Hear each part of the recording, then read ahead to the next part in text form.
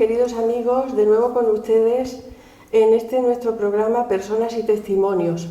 Hoy vamos a hablar de Laudato Si, que es la encíclica segunda que ha escrito el Papa Francisco y que fue publicada el 18 de junio del año 2015, pero que está de plena actualidad. Su contenido se refiere al cuidado de la casa común, de este mundo en el que nosotros vivimos y que de alguna manera está tan lastimado muchas veces por la irresponsabilidad de todos y cada uno de nosotros. La inspiración de esta carta se basa en el cántico a las criaturas del santo Francisco de Asís y en su contenido es muy denso y en él nos invita a que reflexionemos y dialoguemos sobre las raíces y las causas últimas de todas aquellas heridas que se han producido en nuestro mundo, en concreto en la naturaleza, y a que busquemos también soluciones. De alguna manera nos invita a que pasemos de un desarrollo humano injusto a un desarrollo humano pues sostenible y integral, en el que podamos, de alguna manera, se pueda regenerar todo ese daño que entre todos hemos hecho a la naturaleza.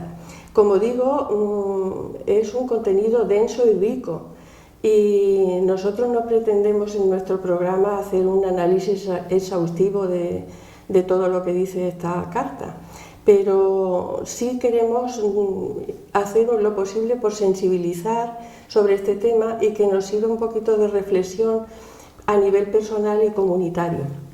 Para hablar del tema tenemos con nosotros a un loreño que seguramente muchos de ustedes conocen, que es Rogelio Fernández Reyes, hijo de loreños también, de una familia loreña. Es licenciado en Ciencias de la Información, doctor en Periodismo y doctor en la Universidad Pablo de Olavide, especialista en temas de medio ambiente.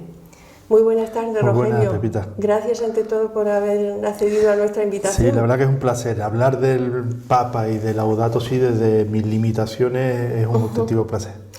Si te parece bien, para centrar un poquito a los telespectadores y para quien no lo sepa, podríamos decir ¿qué es una encíclica? Pues si no estoy mal informado, por una encíclica es una carta que escribe el Papa sobre asuntos de temas de interés de la Iglesia a los obispos. Esos eran los orígenes, porque ahora, en la actualidad, el Papa se dirige a toda la ciudad. De Dios. Sí, pero incluso a los que no son cristianos. Él habla, por ejemplo, el Papa Francisco en esta encíclica, que es una joya, habla de que está destinada a toda persona que habita en la tierra, ¿no? Y luego dice que quiere entrar en diálogo con todos sobre la casa común, o sea que se abre no solo a los cristianos, sino a toda la humanidad. Toda la humanidad.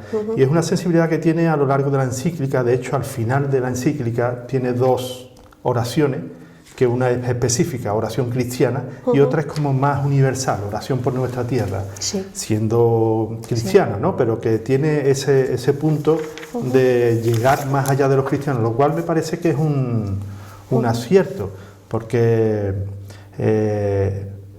hace también que muchas personas vean en él, desde fuera de la Iglesia, una coherencia y que sea también un líder moral, aunque no seas creyente, ¿no? Para muchas personas. Con autoridad moral ante todas las confesiones. Así es. Incluso no creyente. O sea que, además de la autoridad que tiene por haber sido designado Papa por los cardenales, tiene una autoridad que yo creo que le viene de la coherencia. Una persona con una integridad y una coherencia excepcional desde mi punto de vista, ¿no? Sí. Y el nombre de Laudato Si, que es latín, ¿no? Sí, pues significa alabado seas, y lo rescata del libro de la criatura, del Cántico de las Criaturas de San Francisco de Asís. Sí.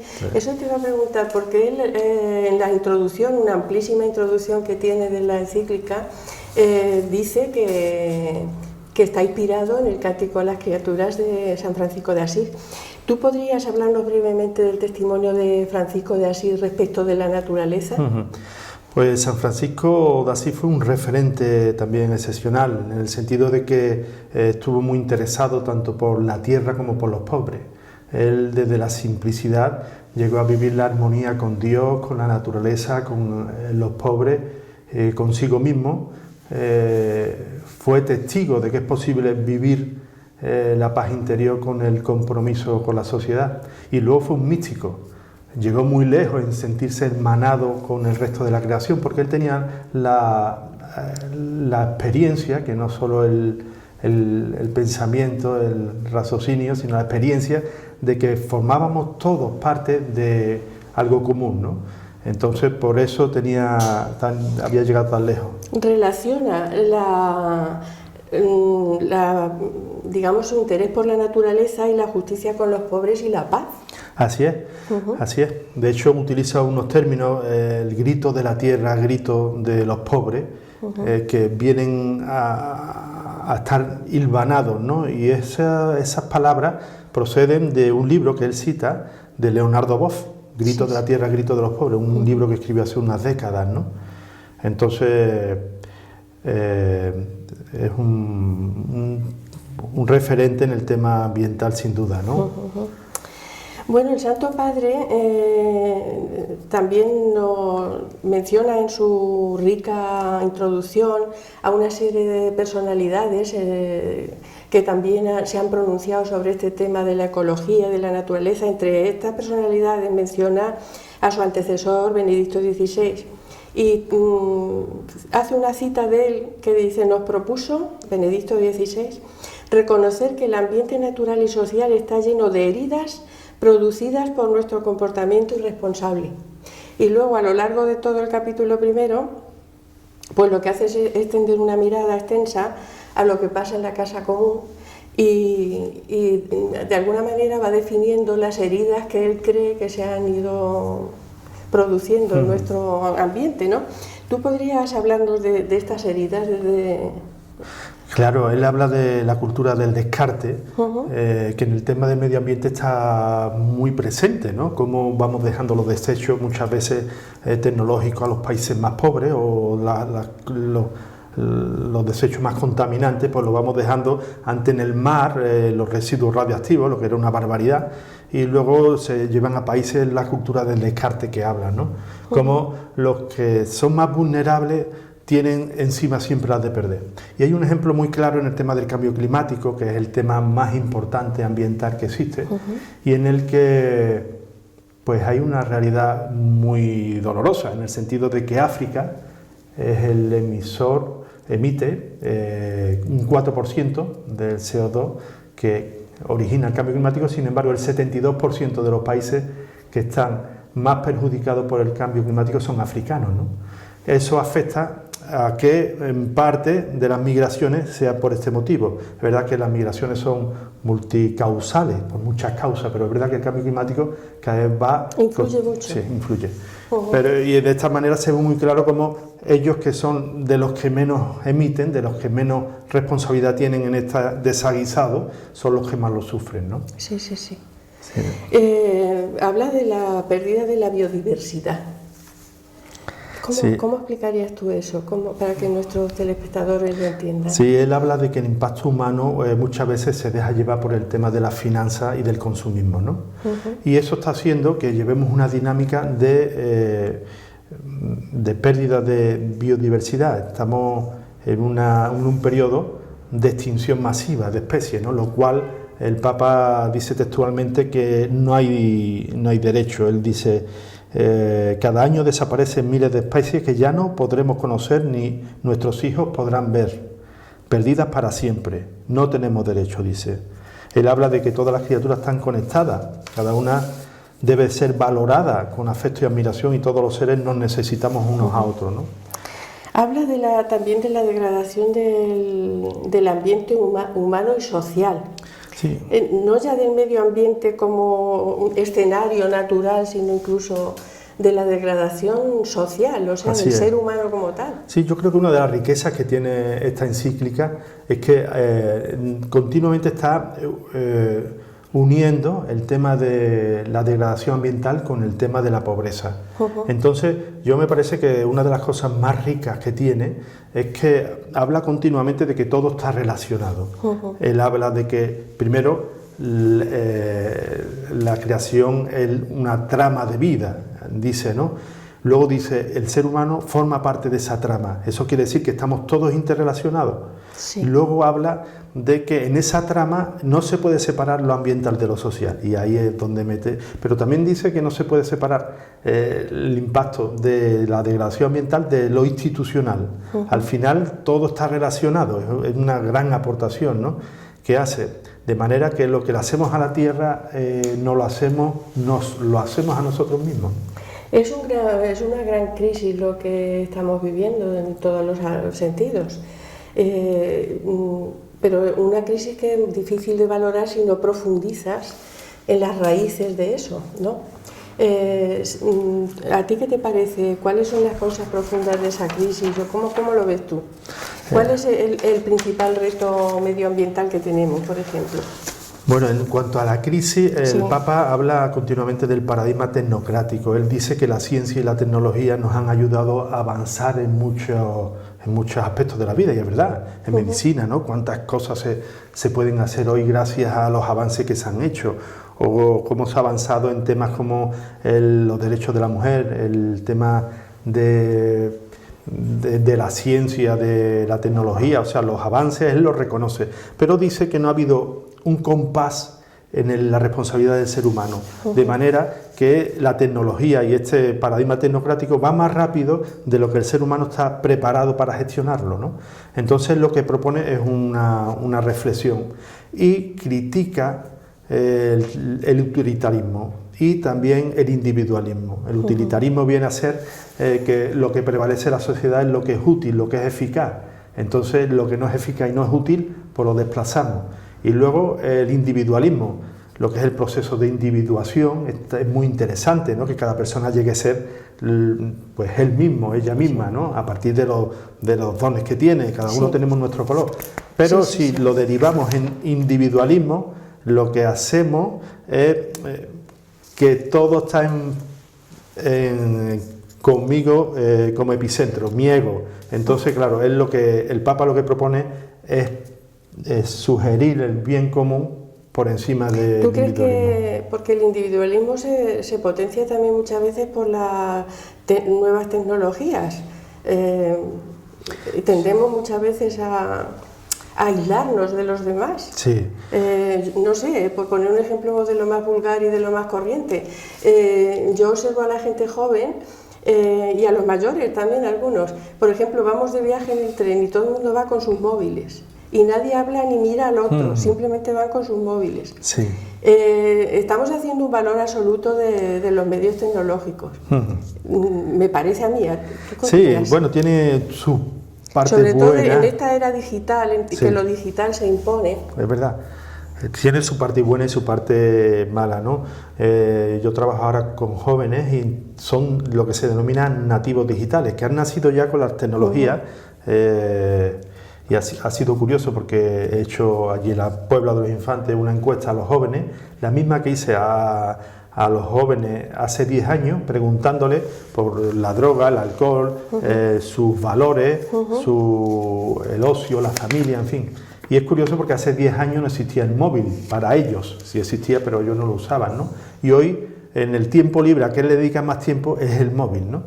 O sea que es verdad que van cambiando rápidamente las generaciones, y lo que creo que tenemos que aprender, es un reto ahora y es una de las conclusiones de esa encuesta, a ver cómo educar a las nuevas generaciones en ese uso, ¿no? Porque le hemos dado los móviles sin decirle cómo hacer, ni nosotros mismos estamos preparados para cómo hacer, ¿no?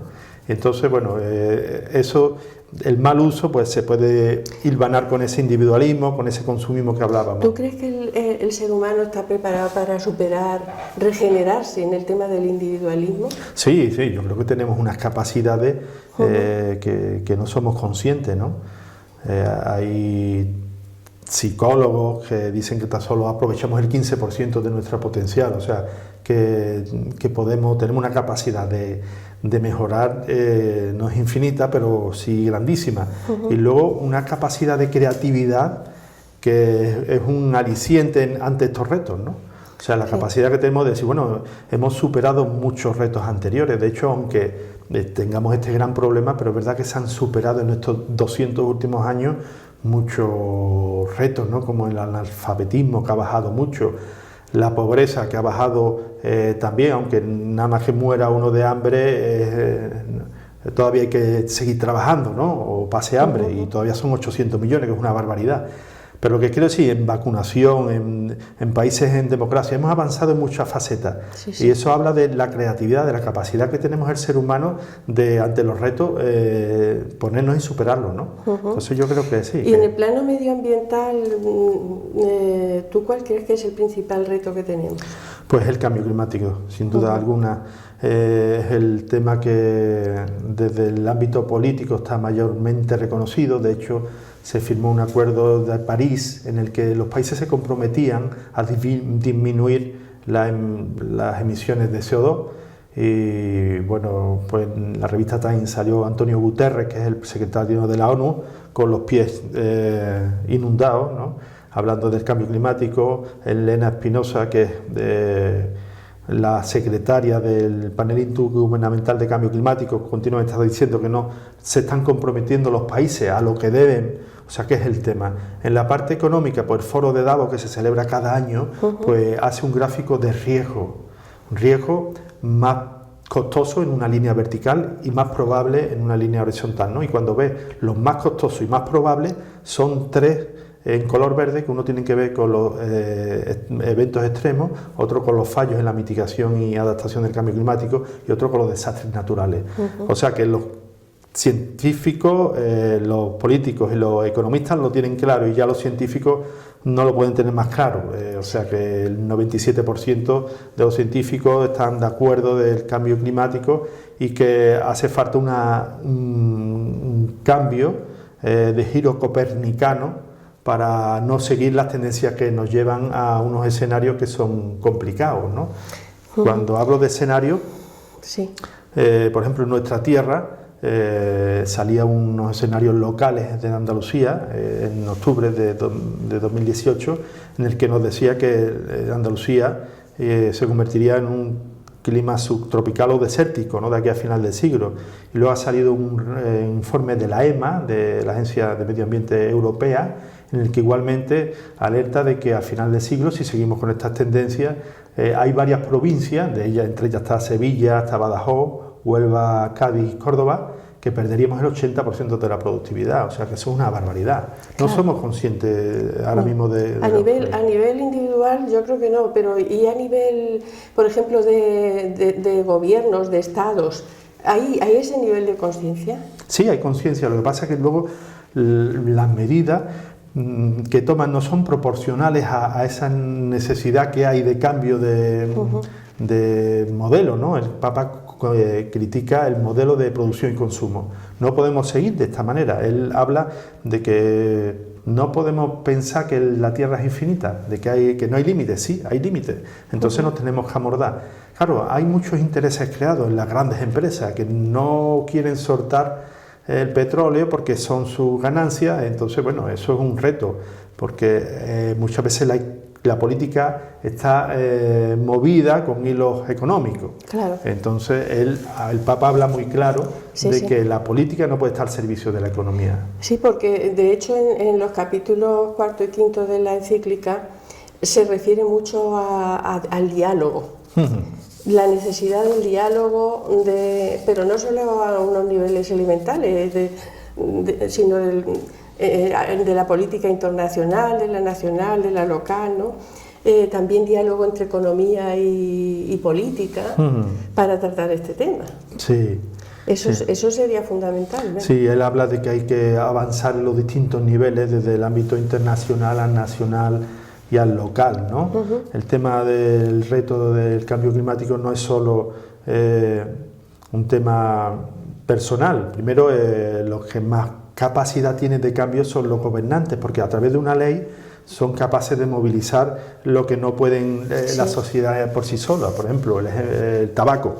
Una simple ley pues te hace que cambie la realidad de una manera que de manera voluntaria costaría muchísimo más, pues lo mismo con el cambio climático. Entonces hace falta una ley de cambio climático.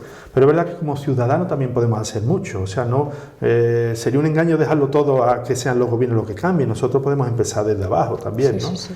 Y podemos empezar en muchas líneas. Primero, que esto no es solo cosa de ecologistas, esto es de toda la sociedad.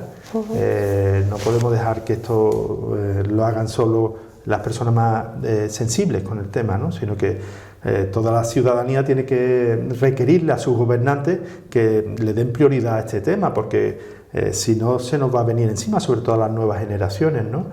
Hace 2 días salió un informe, Lancet se llama, que es a nivel global de la salud y el cambio climático, y viene a decir que todo niño que nazca a partir de ahora va a sufrir ya las consecuencias del cambio climático y va a vivir menos por ese tema.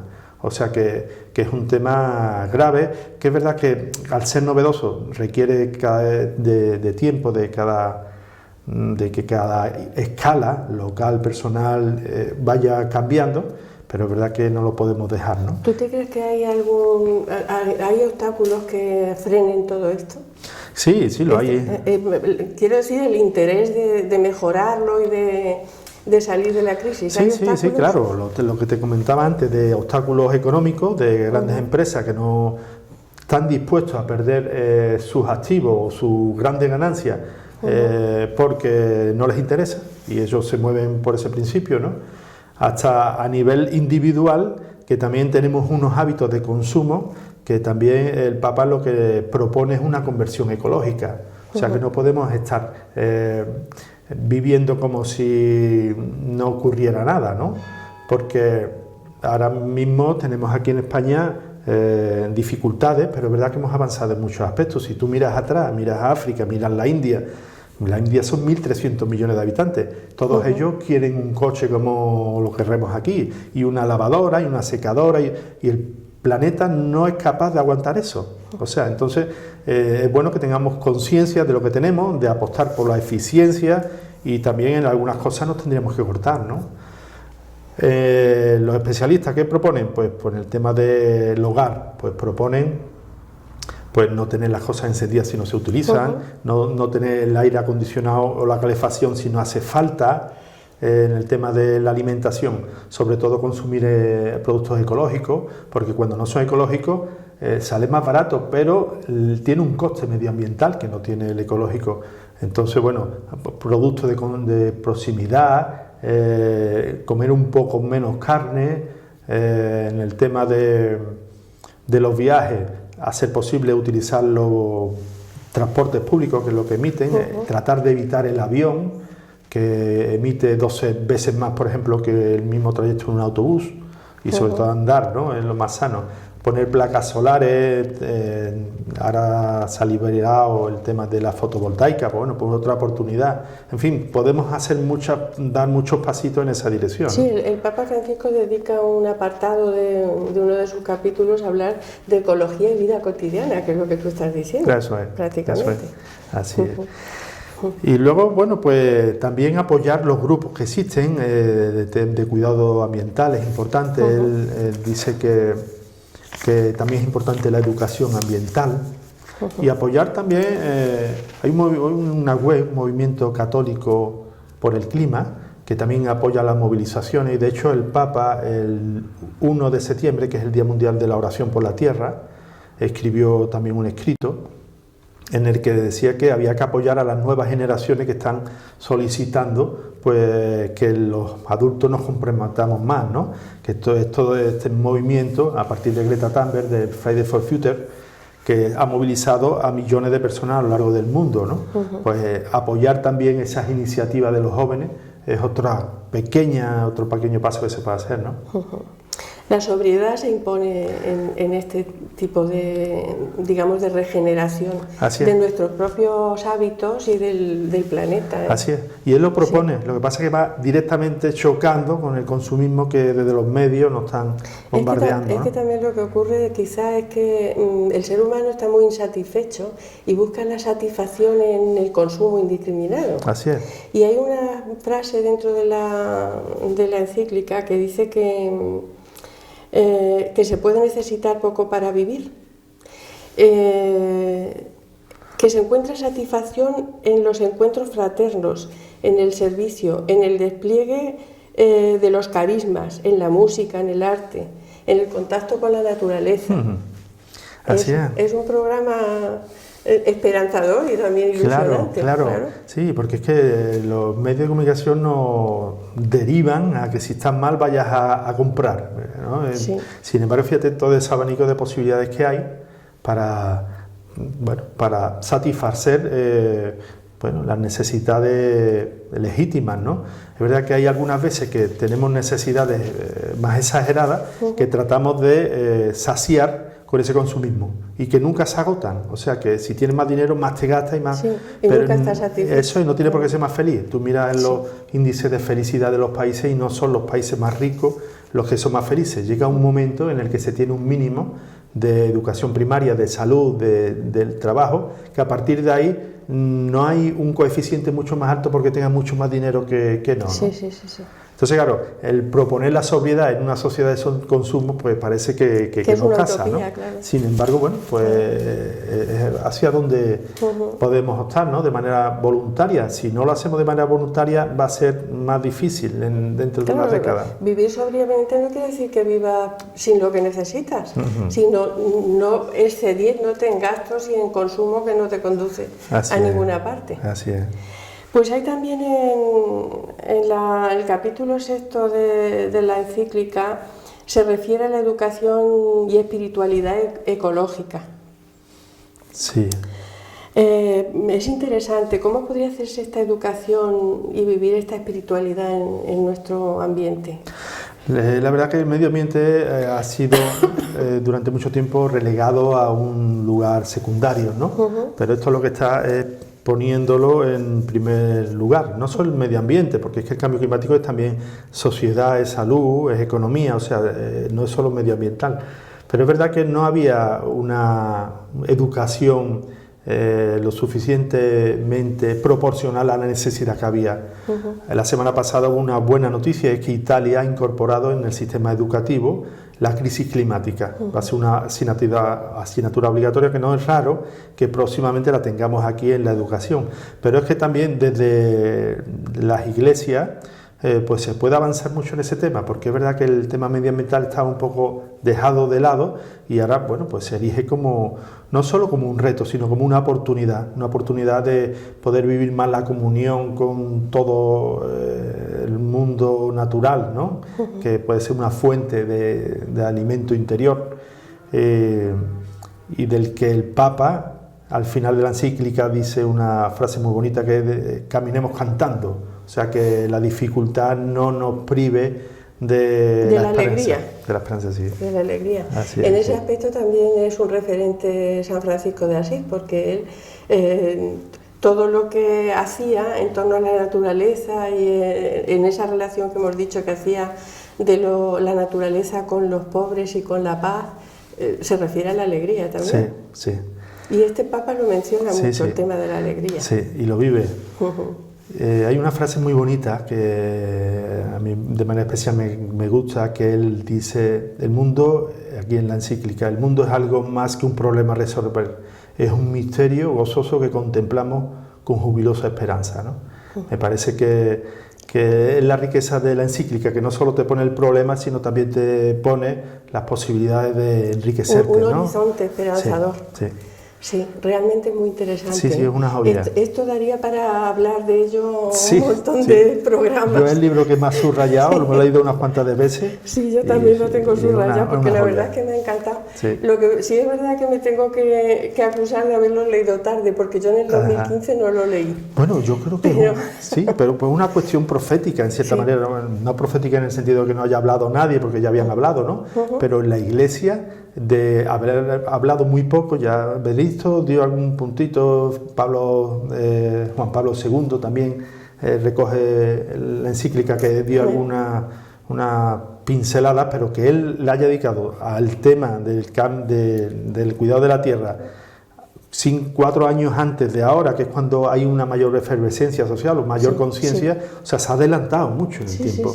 De hecho, ahora es cuando yo noto en las comunidades cristianas cuando se está tomando el Laudato Si como algo prioritario, ¿no? O sea, 4 años después, es que el Papa este va por delante. Ya ¿no? te comentaba hace un momento, antes de entrar a grabar esto, que organizaciones como Manos Unidas, por ejemplo, que es una organización de la Iglesia Católica, ha planteado el plan de trabajo para un trienio y en el año 2020 el tema que ha escogido es el cuidado de la casa común. O sea, me parece genial, genial. Porque, por la relación que tiene con todo, con el mundo de los pobres, que es a lo que ella se dedica, y a todo esto. Y, en fin. Sí. Pues nada, ¿quieres añadir alguna cosa más relevante que se nos haya pasado? Nada más, encantado. Lo que esperamos haber abierto un poquito de gusto a los telespectadores por este tema. Sí. Y nada, y para en tiempos sucesivos poder profundizar un poquito más en esto, porque evidentemente no se agota. No, tiene mucho jugo, la verdad. Tiene muchísimo contenido. A la gente, está en internet de manera gratuita el PDF, Laudato Si, sobre el cuidado de la casa común y no tiene desperdicio, yo lo recomiendo. Pues nada, muchísimas gracias, Gracias Rogelio. a ti, Pepita. Qué alegría haber podido contar contigo. Nada, un placer. La verdad es que yo tenía mucho interés también en hacer esto, porque también me preocupa y de alguna manera pues de lo que pretendemos es crear sensibilidad también sobre este tema. Muy bien, y a ver si con los de Manos Unidas se organizan. Vamos a hacer algún acto, una cosita que esté bien. Bueno, pues muchísimas gracias por atendernos. Si ustedes así lo desean, quedamos para la próxima semana. Que lo pasen bien. Buenas tardes. Ya, buenas tardes. Pues nada.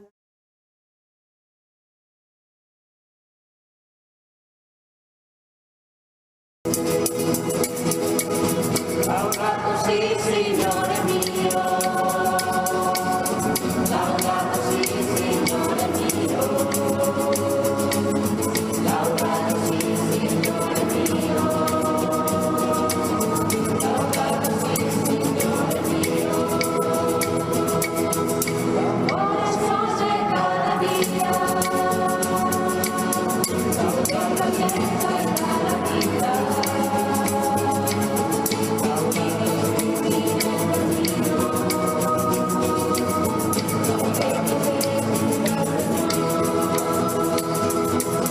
Laudato si, Signore mio. Laudato si, Signore mio. Laudato si, Signore mio. Laudato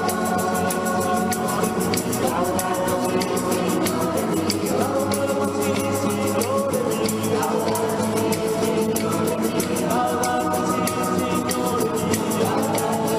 Signore mio. L'uomo esclama nella tierra. Laudato Laudato si,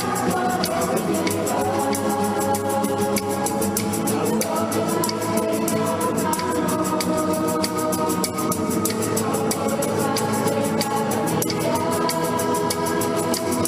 Laudato si, Signore mio. Laudato si, Signore mio. Laudato si, Signore mio.